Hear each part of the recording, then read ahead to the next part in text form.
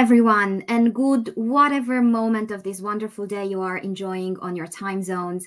It's always such a joy and such a privilege to welcome you into our Hacking HR conversations.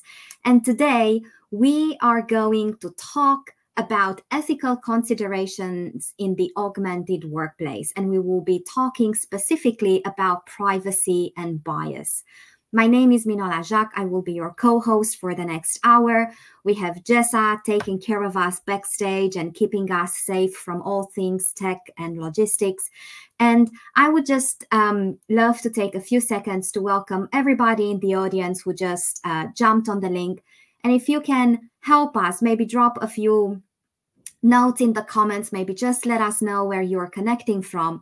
And this way, first, you help us know that we are up and running and we are live and you can see us, you can hear us. And also you will help us travel vicariously around the world. We have an amazing lineup of speakers. So Jessa, if you can just bring them on stage, that would be wonderful. And we have the first good morning from Orange, Massachusetts. Thank you so much, Andrew. And while we are getting used to seeing our faces next to each other, what I will do, I will encourage everybody in the audience to use the comments generously. Please know that this is as much your conversation space as it is ours on the screen. And whenever you drop questions, you help us make this conversation even more relevant for you. And even more so when you drop comments and your own stories and your own takes and opinions and reflections on the topic, you do help this community to grow and learn and stay curious, not furious. So thank you everybody for taking the time and the curiosity to be here. And I will try to make the most out of our time today. And let's kick it off. You know the drill. I will pass the e-mic around as you appear on my screen clockwise. And I will ask you to first shortly introduce yourself. So tell us a little bit about you. But also tell us what makes this particular topic personally meaningful to you. Why is it that you saw the Google Doc that Enrique sends and spreads the joy, and you were like, oh, I'm going to be on that one? So Shonika, it's wonderful to have you on my screen. Welcome. Thank you for having me this morning. It is wonderful to be able to participate in, I think, a very important topic and discussion that impacts everyone professionally and personally, which is why I'm here today. So from someone that has personally experienced a data privacy breach, I bring my experience to my organization and apply that organizational wide to make sure that we are all feel safe and secure. Thank you. There was a small hiccup with your audio, Shonika. I don't know if it was just me and my internet is unstable or anyone else experienced, but I think we didn't hear the last couple of words in what you just shared. Okay, can you hear me better now? Yes. Perfect. I was just basically saying that it's my private experience with having experienced a breach, that I bring that to my organization to challenge our practices and making sure that we are adopting the right technology, et cetera, into the workplace so that people feel not only protected outside of the job, but also internally as well. Wonderful. Thank you. And yes, audio is perfect now. There was just a small glitch in the matrix there for a few seconds. Gina, wonderful to see you again. And like you mentioned in the comments, it's been quite a while. It has been really too long. But I'm delighted to be here and to meet, to see you again and to meet the others on this panel, an amazing group. My interest in this topic comes from the fact that, many years ago, I used to work for IBM and was lucky to be in a situation where we were using Watson AI at the time. IBM was the leader at the time. And the things that I learned about that had to do with bias, the opportunity, I should say, for bias, if AI is not used responsibly, is why I have a particular interest in this topic. Thank you. And storyteller extraordinaire, Sundari, good to have you on my screen again. Yeah, lovely to be here. and such bright smiles for this very important topic. So really happy. I'm a business and organizational consultant and a business storytelling coach, which is what Minola keeps reminding me about my role. I think in my previous avatar, having been in finance and operations, and then now being an entrepreneur, I work with leaders and teams to help them drive business outcomes. And am I freezing? No, not Okay. not to us. Okay. I see nodding on the screen, not to us. Okay, great. So I help leaders and teams drive business outcomes and be more human at work using storytelling. So that's my thing on how, while the best way to predict the future is to build it together, how can we add artificial intelligence to human intelligence and be more human at work while being, digital to the fore? We still stay human to the core. That's my interest in this topic. Thank you so very much. Davina, wonderful to have you with us in this conversation. Exciting to be here. Exciting to be here. Well, I've got to say, I think the first reason why I'm here is I got to see many of the speakers that are here today, either on LinkedIn or either at other Hacking HR presentations. And I said, I want to be a part of that if I get the opportunity. But even if I don't, I want to be able to listen to them and build a connection with these people, because and what we do, the more connections, the better, because especially as we're kind of walking into some new and uncharted territory, the more people that we have to share that with is better. But this topic in particular, my goal is to always bring the humanity into what we do. And I think with every new bit of technology, for me, it started kind of in the 90s, 2000s, going all the way up. Everybody's excited. We've got these things to maybe make things easier. But are we getting away from the things that make us really human, the human side? So as we're excited about this stuff, are we taking the time to say, how does this not only affect us as an organization? How does it affect our employees? How does it affect the people that are maybe doing business with us and that see us? And are we being ethical as we do that? So for me, that was the main reason, is for us to always pause and say, let's continue to bring the humanity to everything that we do, new or old. Thank you. Thank you so much. And Aisha, just like Davina shared, we've been dancing around each other on LinkedIn for a while. So it's really nice to see you on this panel now. Welcome. Thank you. And thank you for having me. Much like Davina, I always love being here because I get to meet the coolest people, and I'm always walking away with intense learning. So it's also selfishly for me to kind of expand my own horizons. But I think this topic is particularly important because with the background that I have and the exposure that I've had, I have seen real people get impacted by this particular topic. And I think that being in HR, we are in a position of privilege where we can really bring this to the forefront. So people understand, how does it impact me in my day-to-day work? If I'm a recruiter or if I'm, just a team member, how does this impact me? This is clear. Surely this is a leadership issue, but that's not true. And then also, I think being able to give very practical advice, because everyone that I meet is very well-intentioned. Nobody wakes up in the morning like, today I'm going to be extra biased at work, but they just don't know how to do it. And I think bringing people like this together and having, all of us share our backgrounds and what we've seen, and then getting the same from the audience is really where the magic happens. Thank you. And I do want to ask you to just tell us a little bit about yourself, and then we will look back to Davina, because I had a facilitation hiccup and I let you get away without telling us something about you. So Aisha, and then we will look back to Davina. Yeah.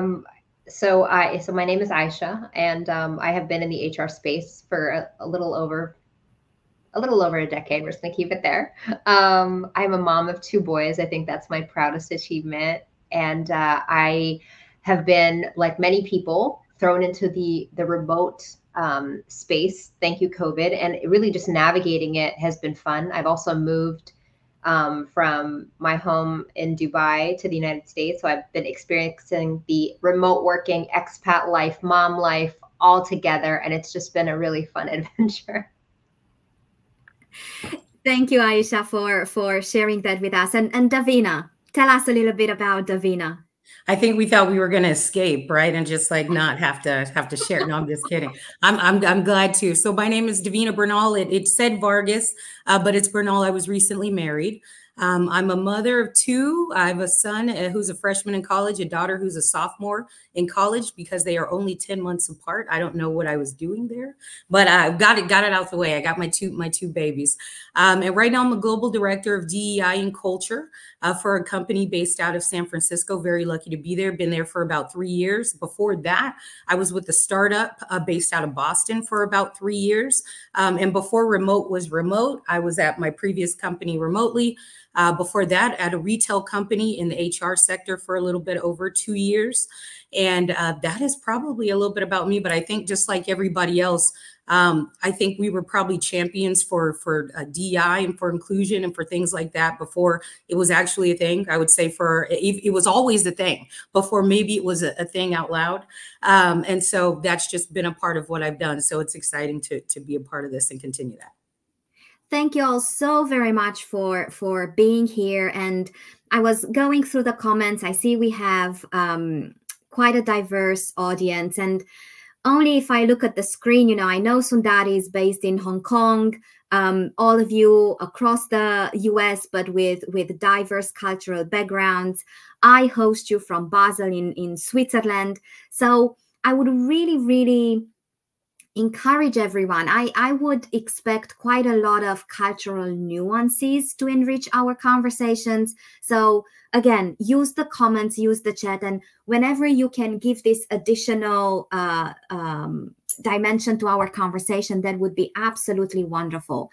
Before we jump very, very deep into the specifics of the topic, I would really invite all of you, maybe let's take a couple of minutes and outline the space of our conversation. What is augmented workplace?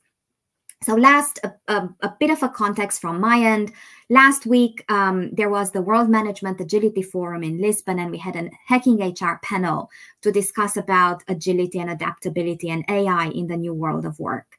And people's feelings and thoughts and reactions were so fluid on a spectrum, you know, between terrified and infinitely inspired when it comes to augmented workforce. So let's just take a few minutes. Where are you between terrified and inspired? And what prompts your thoughts and your feelings and your reactions to the new reality that I wanted to say we go towards, but I think we're already in it. And I won't give the e-mic, so we will also consider this the rehearsal for the unmuting competition. So wherever inspiration strikes, just jump in and build your conversation. Let's see who's good with the unmute. Gina, you're our pioneer today. Yeah, well, I would be remiss if I didn't jump into this one because I've been thinking a lot about it over this weekend in particular. And the simple reason is that I have been a long-time LinkedIn member. Love LinkedIn. It's the only social media platform that I use reliably. And I was so disappointed to discover that LinkedIn had made the decision to announce, sort of not to announce, I should say, to make the decision that they would now be scraping the data, my data, from my LinkedIn account and using it within AI. That wasn't shocking that they would want to do that. What was shocking was that they didn't announce it overtly. It was done in a passive manner. And so I learned about it like most people learned about it from talking to other AI experts. And I immediately went in on Friday and changed my privacy settings. So what the other part of that was that they had already been scraping, right? So all of those, collaborative articles and different things that people have been contributing to, they've already been scraping it. So that really got me to thinking more about the personal aspect of this conversation this weekend, about how I felt violated. And so where do I stand on that spectrum? I stand solidly in the middle, where I'm encouraged by all the things that this technology could conceivably do to make organizations and individuals more productive and maybe even more creative and innovative. But I am profoundly disappointed and very concerned that those who have the power to control those technologies are showing us very early on that they're only acting in self-interest.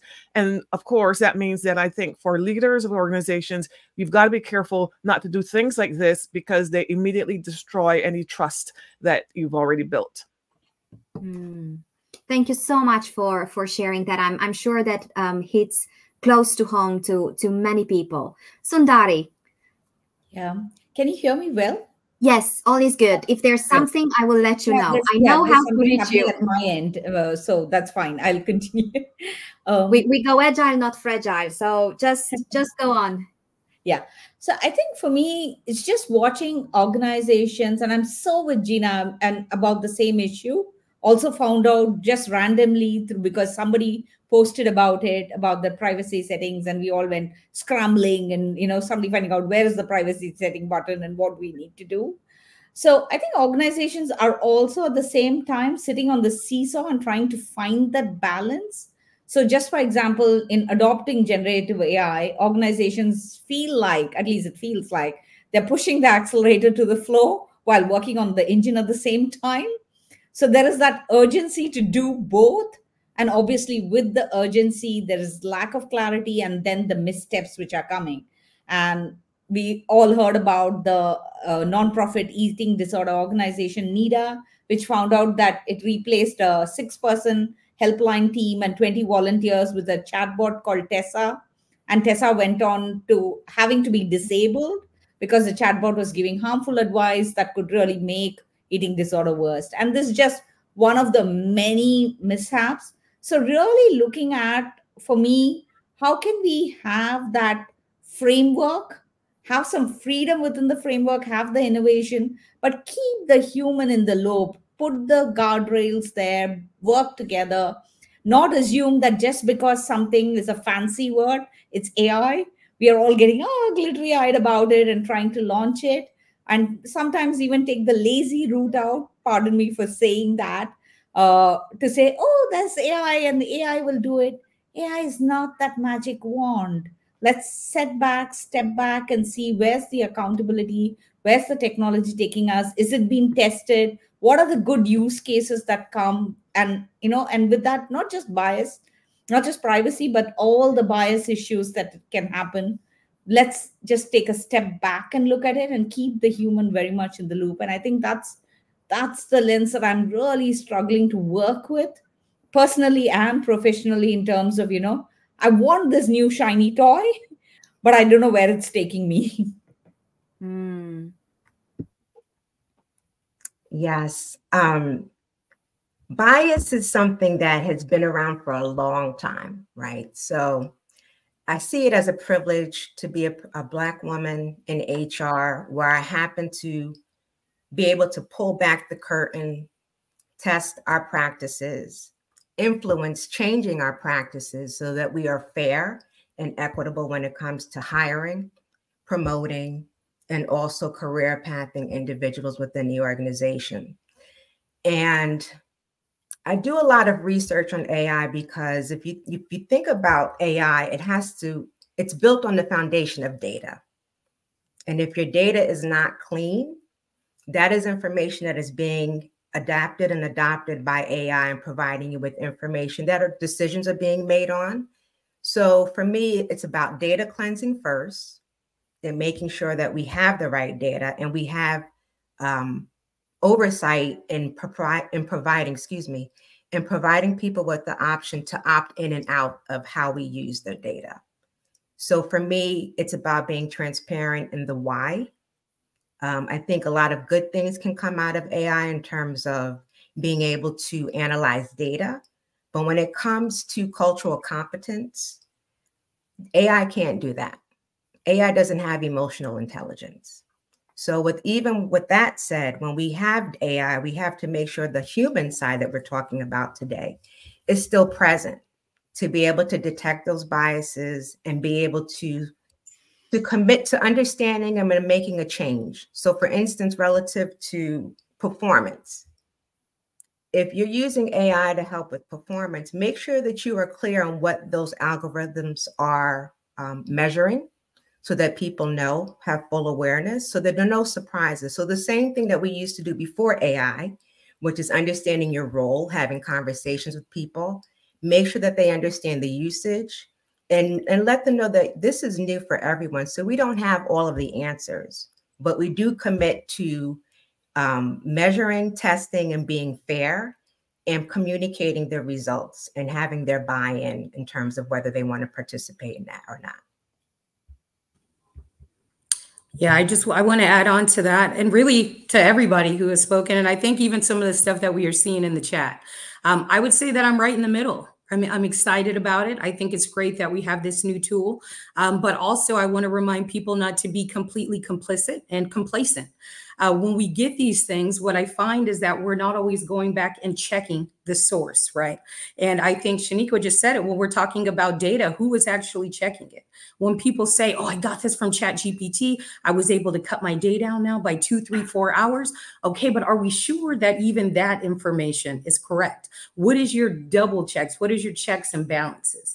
And I saw in the chat earlier where it said, hey, look, I'm excited for this technology and for the tool, but I'm more concerned for the people that are maybe using it and for what the organizations will do with it, because very slowly, and I think Gina really spoke to it with what's happening with LinkedIn, is we're seeing people kind of take things and get information and present it as the truth. Hey, well, I got this, I scraped this information, I'm going to go ahead and present it to you. And how often are we, seeing and hearing from folks, where'd you fact check that? How do we know it's true? Where'd you get this information?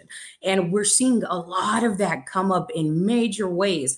And so for me, it's really being in the middle and being excited about it, but also challenging people that work maybe with and for you on, hey, where are you getting it? What are you doing as a checks and balances? Why are we complacent with everything that it says? It doesn't mean everything has to be let's go and march and fight against everything status quo. But if we present this as a source of truth, are we putting our stamp and our name on it? And if we are, what kind of, checks and balances are we going through to make sure that it's true? And that's why these are important. Yeah, I think I echo what everyone else is saying. I'm in the middle. I think that any place where there's, machines and humans working together, that's what it means to me. And I think that we need to recognize that this is a tool to enhance our performance and do things better. It isn't something that we should completely rely on.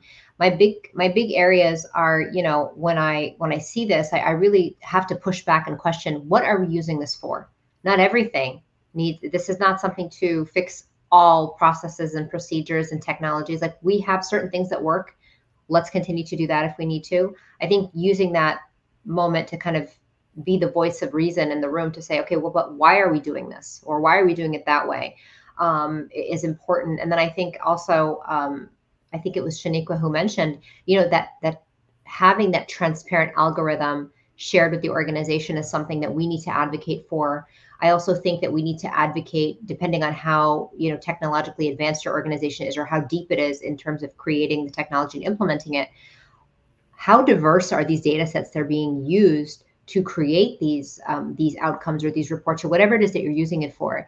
And then finally, and much like we're doing here, involving a diverse team to say, yeah, we agree with that, or we don't, or yes, we're going to use it in this manner or not, and having that transparency and the various voices. And that's kind of why, we advocate for diversity, not just to say we do it, but to say, hey, we want all the thoughts and all the ideas and all the backgrounds to look at things, because we all have blind spots, regardless of how great your technology is.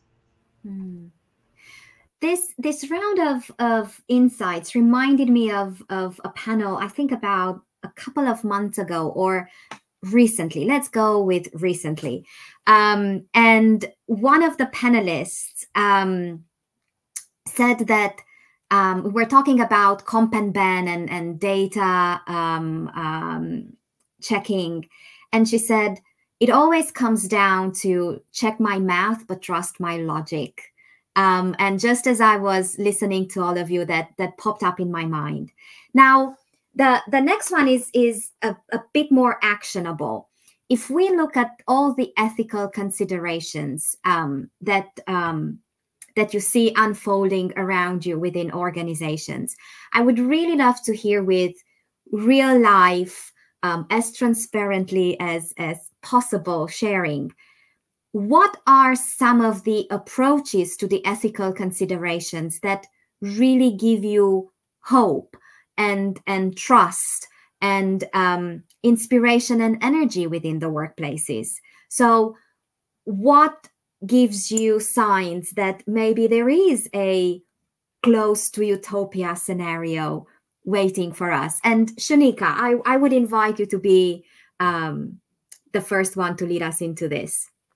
Thank you. Thank you. So with me, ethics is very important in everything that we do. It fosters trust, right? So that's one thing for me that in terms of building trust within an organization is paramount, not only with my direct team members, but organizational wide. So making sure that when it comes to ethics, that is the fingerprint amongst everything that we do, that we have a why and a how we do it. And if someone, and also to provide people with that training. So what does ethics mean relative to your business function? How does it impact it when it's violated? And providing, we've actually just recently implemented an ethics hotline. So having a outlet for people, if you see something, say something, you have a question about it, to ask. So that's what we do in our own organization. Thank you. Who would like to build on that? Davina. I don't mind. I don't mind. I don't mind going behind her, even though she always does an amazing job. So then you're just kind of like, let me pull out some of my good stuff and see what else I have. But following up on that, I would say the same thing, but I would add on to that, really making sure that bias training is woven into the fabric of what we do.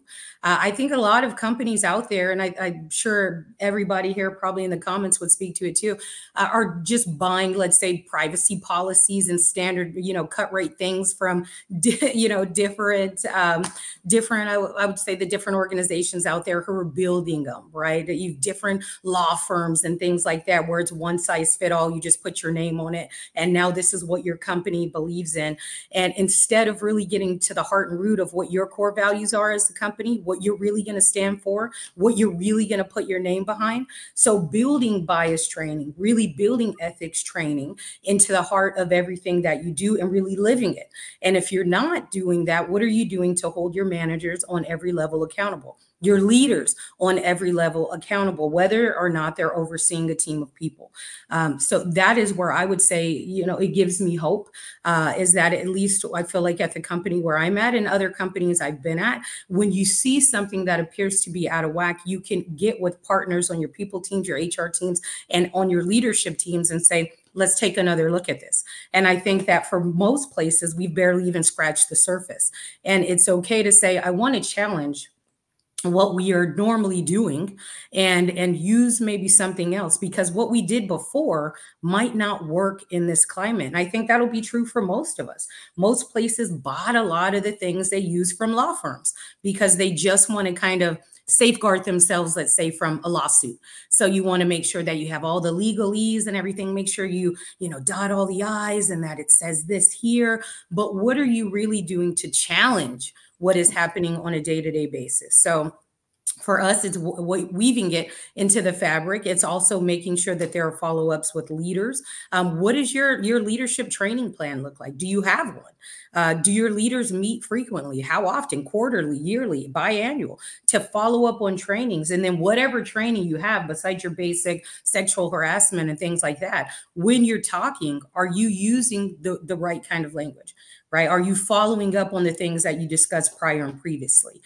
That is what I would say gives me hope, is that we're doing that. We're making it important.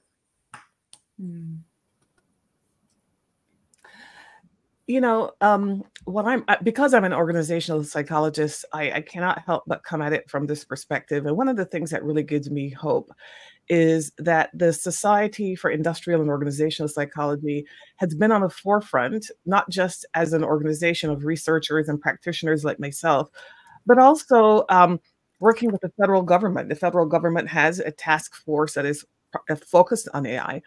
And so what our contribution, meaning the society's contribution, is we've for example, published some very specific guidelines about the considerations that leaders and HR leaders should think about as you choose the tools that you're going to purchase and use, particularly for making hiring, promotion decisions, because all of those decisions that we never perfected, even if we didn't have AI, we still haven't perfected how to do hiring and selection of people in a way that is fair and unbiased, and it's done in a way that we make sure the people we hire are the ones who are best fit for the job, rather than the ones that we just sort of liked the most when we were evaluating them. And so what SIOP is saying is that since we didn't know how to do this well, we shouldn't think that when we put AI on top of that, that the decisions that we're making now on the basis of AI-driven hiring decisions, we shouldn't assume those are better. What we should do is think about what are the criteria that we would have to consider of any kind of AI tool to make sure that it minimizes bias. So not just training and teaching leaders about bias, but understanding the composition of the data that's going into these tools. Because as we've talked already about the fact that, garbage in, garbage out. But it is one thing when we're talking about our own data within our organizations and it's our garbage. It's another thing when we're buying a tool that has garbage in it and we don't know what the garbage is, because the tools are not often transparent. The publishers of the tool say, we've got this wonderful thing, and they don't provide a lot of evidence.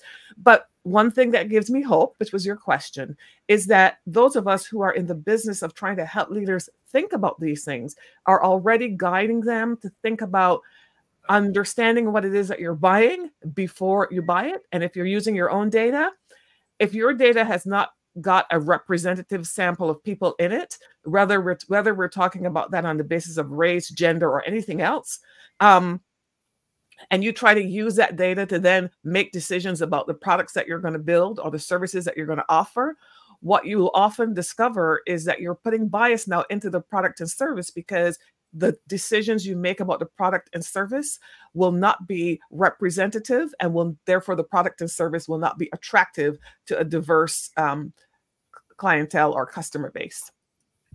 Thank you. Sundari. There's so much of what you say, so much connects, because it's like totally, I think this is one of the first things I learned when I started learning computing in high school, which was garbage in, garbage out. And I think to suddenly expect AI to be that magic wand again, that it'll cleanse all the biases, it'll come up with intelligent decisions. And I think that's where the word itself, the fact that it's not intelligent by itself, it's the human intelligence which augments it. It's just helping us with certain set of data to prune it, work on it better. So I think from a leadership perspective, I think we need to understand that we want to build intelligence that augments human capabilities. So it's not a human versus machine, as most of the time, sometimes it's put out as, but how can we keep the human gifts of creativity, of empathy, of emotion? And to your point about, all the biases which were there before in hiring, it's not that AI is coming and brushing it away. It's getting built in. So how can we now make better decisions by ourselves and not rely as the tool, which is going to the be-it-all tool? The second thing, of course, as leaders, it's all about building trust with people, with our dealings. And the same thing goes with technology. How can we build trust directly into technology? Back to that whole privacy point, LinkedIn thing. How can you have something which just opts you in randomly and says that now you have to opt out? It should be a opt-in by yourself, not by opt-in by the system. So how do you influence and infuse technology with trust? So it protects your privacy, it protects transparency, it builds in that security. And thirdly, I think really technology needs to be built inclusive for everyone.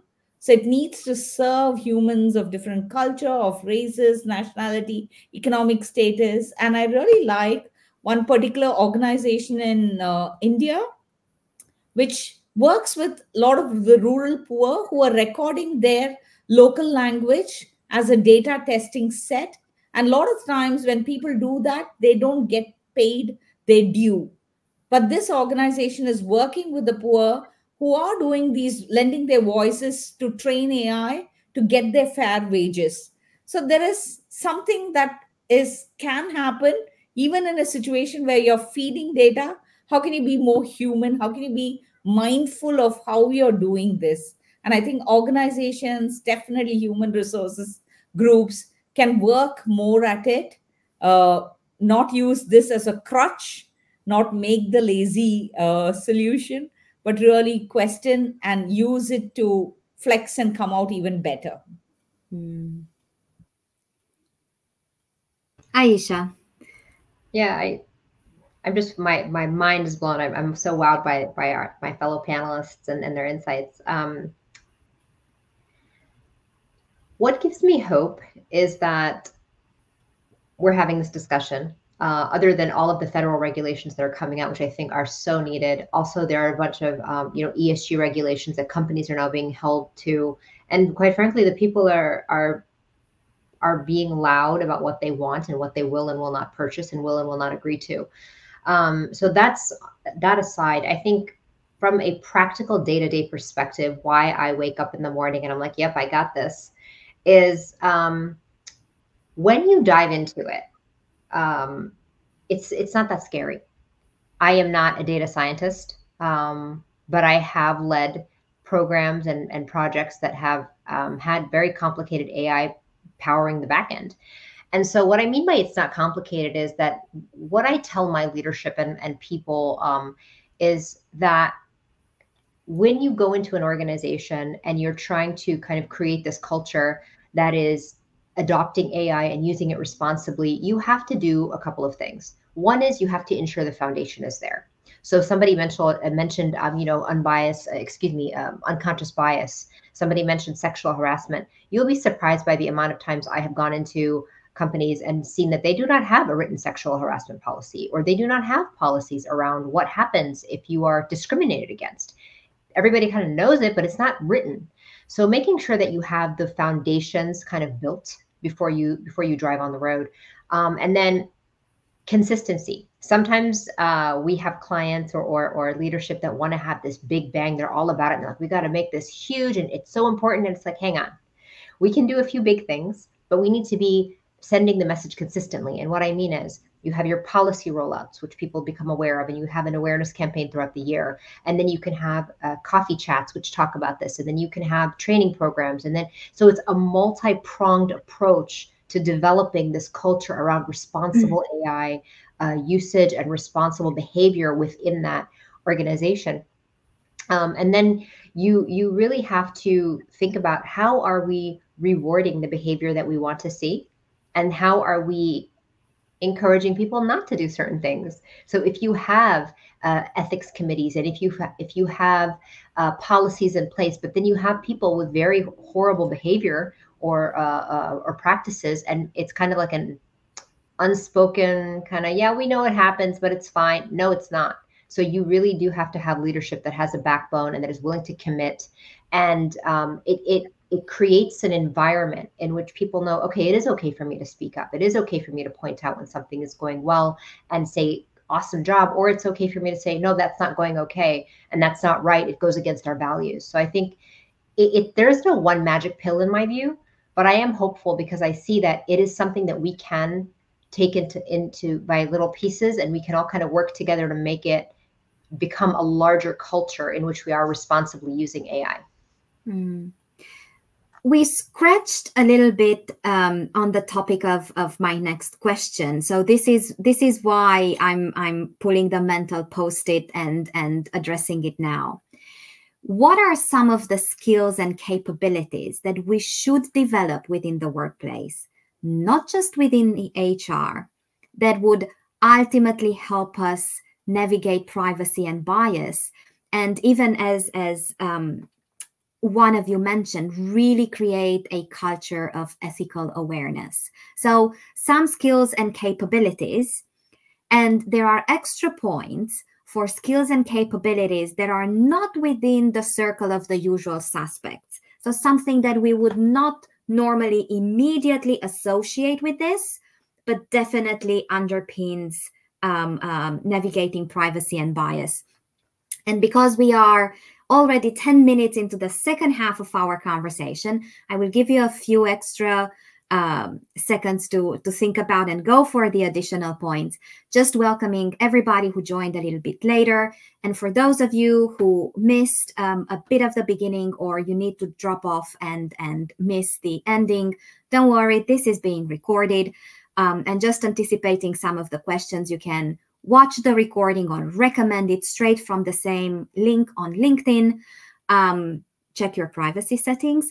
Or from our hackinghrlab.io. And Aisha, you so graciously took the hot seat of going last. I want to break that pattern and invite you to lead us into this part. Well, thank you so much.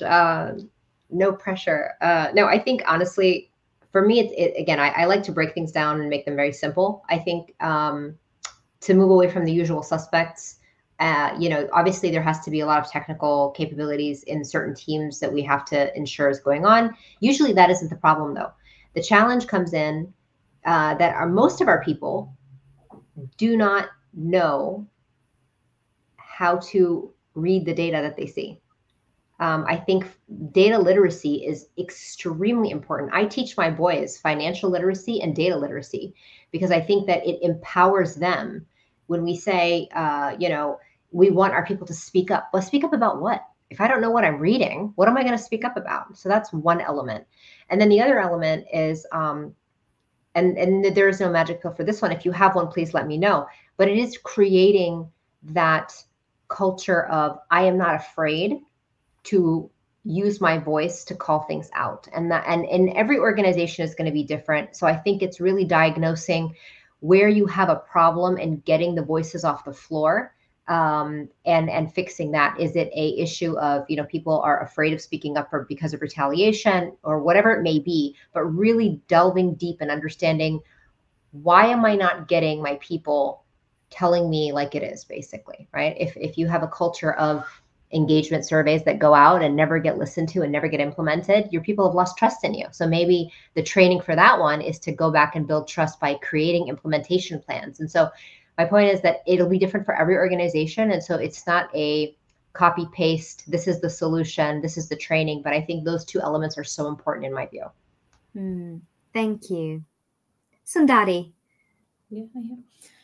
I think this is something that we are constantly grappling with. We want to use the best of technology. We want to make our lives better. We want to enrich lives. We want to be transparent. We want to have reliable systems. But at the base of it all, business leaders still need to build a foundation of trust with whoever their stakeholders are. They still need to build authentic relationships in communication and public engagement. And they need to communicate their intentions and goals in a way that it can get support. And in today's AI-powered world, they must first understand what are the potential benefits and risks and how it fits into the business strategy first before they can garner the support. And I just feel that human side of just diving into some of this and looking at it from the eyes of impact is something that we should not lose.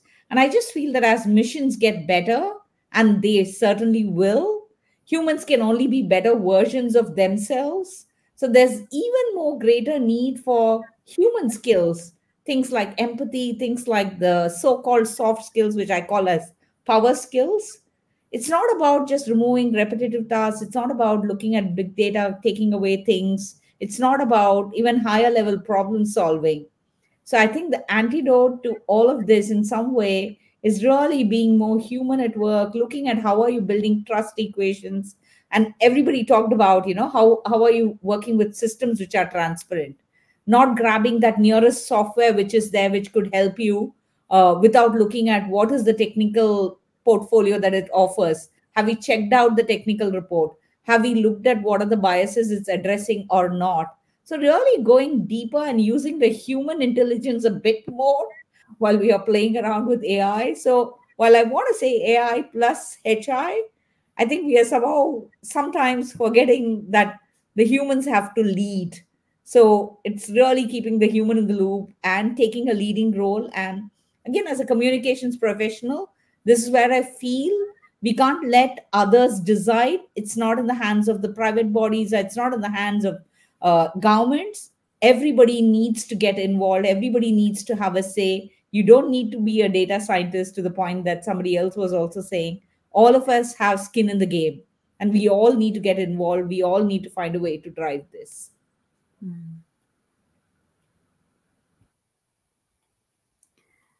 Where shall we take the e-mic? Who would like to follow in the energy of this? Yeah, so I had a comment about this, which all of this is fantastic, and I'm really loving it. And I wanted to tell you a quick story. I have a young mentee who works for a global company, and the company is clearly testing her out and playing around with using AI to connect elements of data that have never been previously connected. So the long-term view is that this will be a win-win for the company in terms of efficiency and for the client, because then the people who talk to the clients will be able to get their answers more quickly. They will be more accurate. We'll all be singing out of the same playbook. All of that sounds wonderful. But what we've been discussing is how the company is going about this using all the same old behaviors that have turned people off. So not just behaviors about, here's the main problem that we see. What we're seeing is that they have handpicked a few people in the company who are sort of in this inner circle of people who are in the know about what we're doing with AI. These are special people, right, that know about AI. They're on the forefront, which is the same behavior that we saw when other technologies came along, or whenever any goodies come along, right? And when you look at the people who are in the inner circle, it's always the same suspects, right? It's never the people who have traditionally not been included. And so as we think about this and we talk about this, we were like, well, what that's now doing is setting up another us versus them division in the organization. We know about us versus them because that's what we've been fighting forever, all of us, not people of a certain type. We know what us versus them feels like. And so the companies this company that is huge is already starting with the very same old behaviors of us versus them, the inner circle, only certain people knowing. When in fact, for this AI opportunity, what they have is the opportunity to do crowdsourcing on a massive scale. They can still have the 1 or 2 or 3 people that do whatever they do because they think they're special. But what if they opened up the problems of the organization and say, here are the top 3 things we're solving for. What do you think? Not just literally speaking up and telling your supervisor, because sometimes we know that when we speak up and tell our supervisors, we don't get credit, right? If we're thinking about this from a more macro inclusive perspective, what if we set up the opportunity to do some little projects? These are not projects where people are looking to get publicity and, pick 1 or 2 special people. We're looking for ideas, and you can play with ChatGPT or whatever you use, and then submit your idea, and let's see, because you know what? You're closer to the problem. You're closer to the customer. So as we talked about this example, I came to the conclusion, I started thinking about how I was seeing that being replicated in other places, in other things. Even with the LinkedIn example, that's clearly that, right? You just do what you want, and only with a few people, and then the rest have to come along with it. So, I do think there's this big opportunity when we think about, well, what are the skills that leaders need? Leaders need to really flex their empowerment skill. Most leaders are not good at this. It's another opportunity. I know that I think it was Sanditha who mentioned, and I can't see well, so I can't see the spelling of names. So I'm guessing here just on on sound.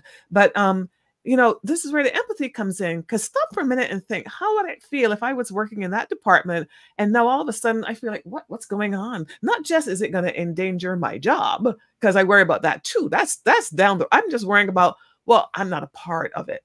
And then the other thing, so I think there's all this stuff about empowerment and empathy that will be required for successful implementations of AI. And then the other thing I thought about is we've got to teach everybody to think strategically. What strategic thinking is all about making choices based on available information.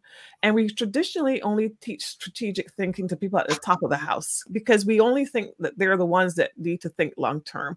But if you want me to work with AI effectively in the organization, especially since it's changing so rapidly, you probably ought to help me be an independent thinker so that I can understand the implications of the things I am doing in my little corner of the world, and then share those with everyone else to sort of broaden our understanding of what the heck is going on here. I agree. Adding on to all the magic, I think, that we've heard from all the speakers, I'm going to also kind of build off of what I saw Bertan say in the comments. And it's something that I think I speak to a lot. I try to at least speak to a lot.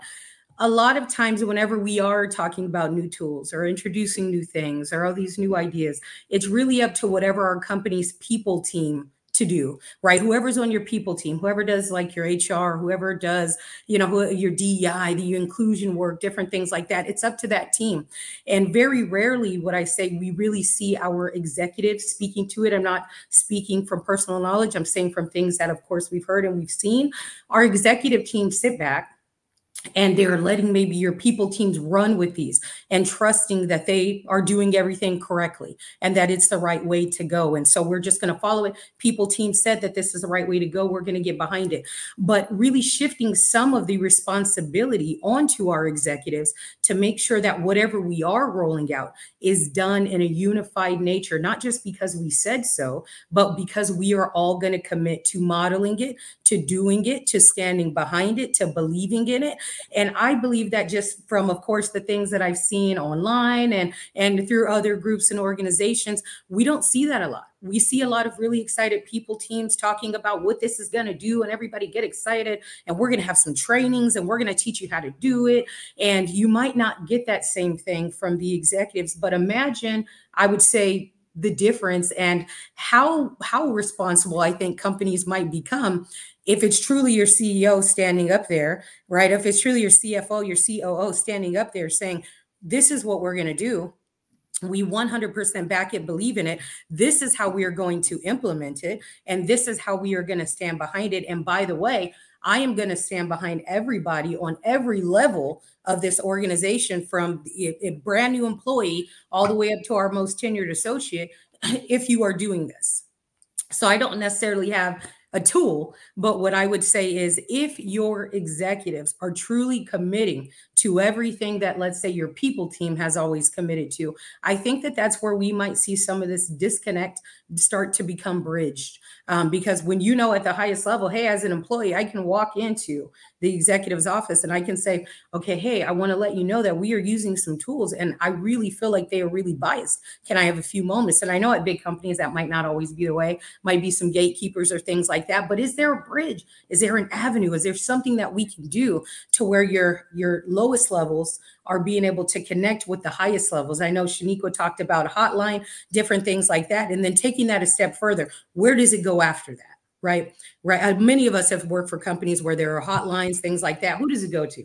Is it going to your main HR rep? But then where does it go above that? Who's also being looped in to where, you know, just stop there, to where anytime there's something representing your company, it's truly representing the entire company. So that's something that I would say. And also, Bertan, I want to give you some on that as well. But that's what I would say. If it's up at your executive level, they're leading it, talking about it, saying that this is what we're going to do, I believe that that'll be a game changer.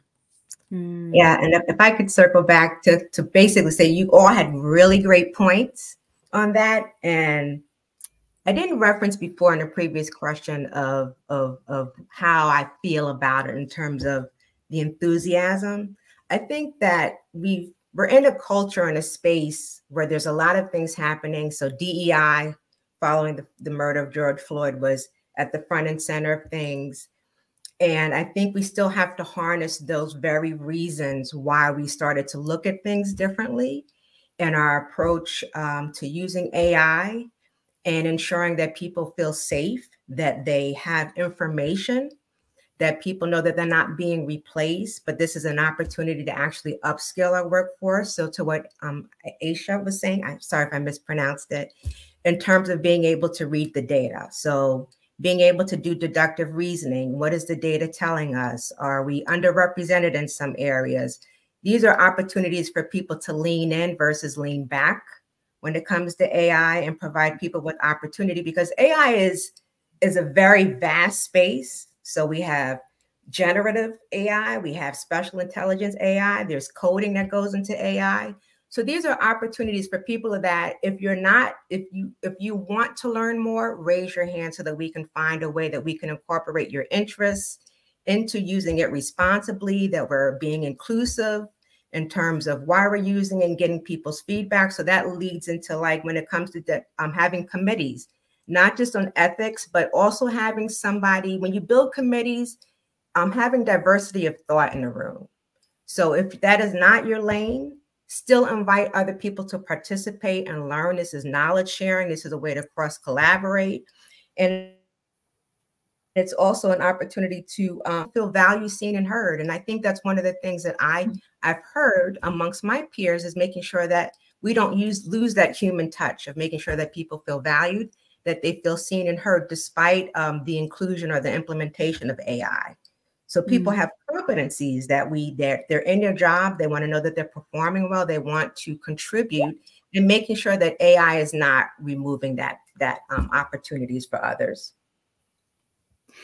Well, what you all just shared prompted me to go and quickly Google, because I wanted to do justice to the quote, something that went viral a little while ago.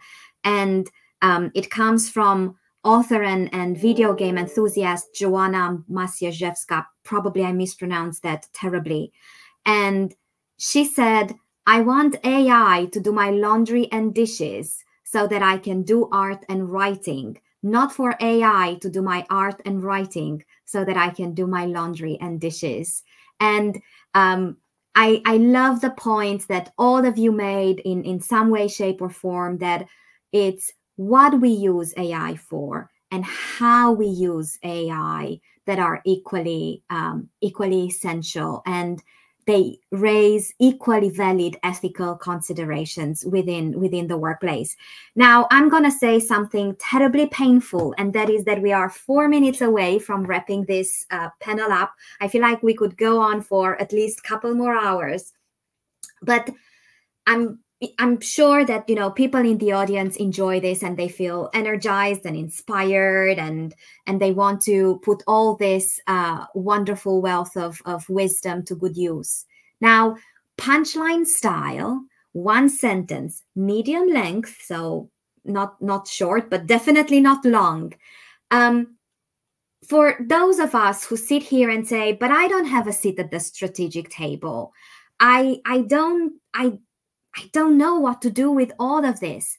What is one small thing that we can do, or how is one way in which we can show up in our everyday interactions that keeps this conversation going and makes us just do things a little bit more meaningfully to everybody around us? And what I will do, in the interest of time, I will pass the e-mic around counterclockwise. So Aisha, yet again, you will go first.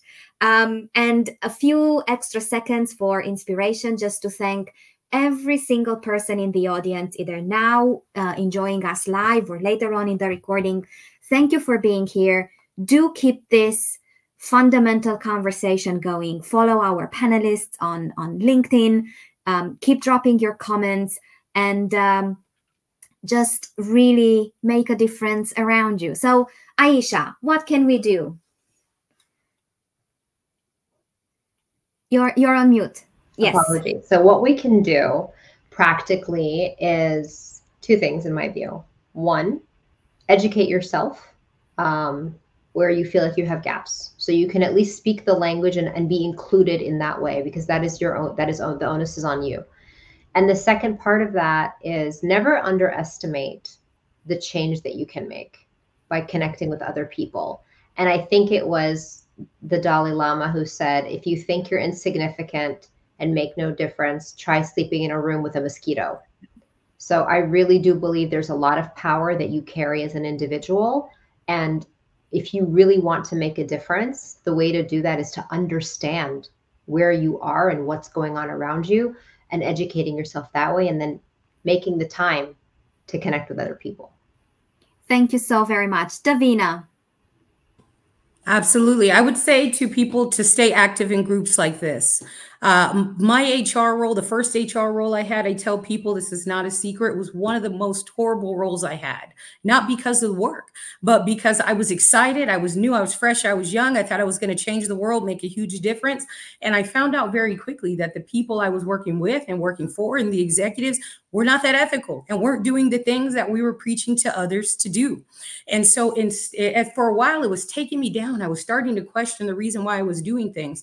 But what always brought me back was staying active in groups like this, because if I couldn't make a huge difference, let's say among these executives and people like that, I was making a small difference with the people that I worked around. I was telling them the things still that weren't right. I was modeling the behavior. And up until the time that I left that company, I still had these great connections with people and with groups like this, to where maybe I'm not making the biggest difference as I want with this big organization, and these executives, but I am in teams like this, and together and combined, that is where we can see the difference. And take the space that you have and make it work for you. But above all, make sure that you are truly, as cliche as this sounds, leading the change, being the difference that you want to see, doing all of that great stuff. Because even if you're not sitting at that table, create one, build one, learn woodworking, make your own. It is possible to do. Mm. And I absolutely love how you say all this in one breath, so that it feels like one sentence. So Sundari, next to you. Yeah. I'm going back to what I started with, which is Alan Kay, the computer pioneer, who said the best way to predict the future is to invent it. And in today's AI context, stop predicting what the future will be like. Instead, create it in a disciplined way, in a principled way. Bring your ethics in, bring your discipline in, bring your transparency in, and build it and co-create it. So don't be a bystander. Don't say tech is not for me. Don't say digital is not for me. So bring in the literacy, learn more about it, and be part of the solution. Thank you. Gina. And perfect segue, because my 2-word response is, and I will continue beyond for a little bit, is 3, actually: engage with it. These are Bill Gates's words. And while I don't necessarily agree with everything that Bill Gates does with regard to AI, the point is, be a part of it. And so the second thing I would just quickly say is, don't wait for your manager to train you on AI or to help you understand its implications. Think of this as an opportunity for self-development, and that you can control it 100%. Thank you. Shanika, no pressure. It was great participating today. And I'm going to wrap up with basically imploring that leaders lean in, learn every facet of the organization, understand the systems that you're purchasing, how they integrate, how they talk, where there's gaps. Ask for reports, ask for subject matters to lean in and provide you with the data so that you can make decisions. And also, as everyone said earlier, Davina, model what you want to see. Raise your hand, see something, say something, get involved. Nothing changes if nothing changes. Thank you all. Thank you so very much, everyone. Those of you on my screen, everybody in the comments, thank you for being here. Thank you, Jessa, for taking care of us. And do keep an eye on our space. And tomorrow we have an amazing conversation around reimagining HR processes, hosted by one of my amazing colleagues at Hacking HR. And I hope I will get to welcome you many times in the future. Thank you, and continue to do art and writing. Thank you, everyone. Thank you so much. Thank you. Bye.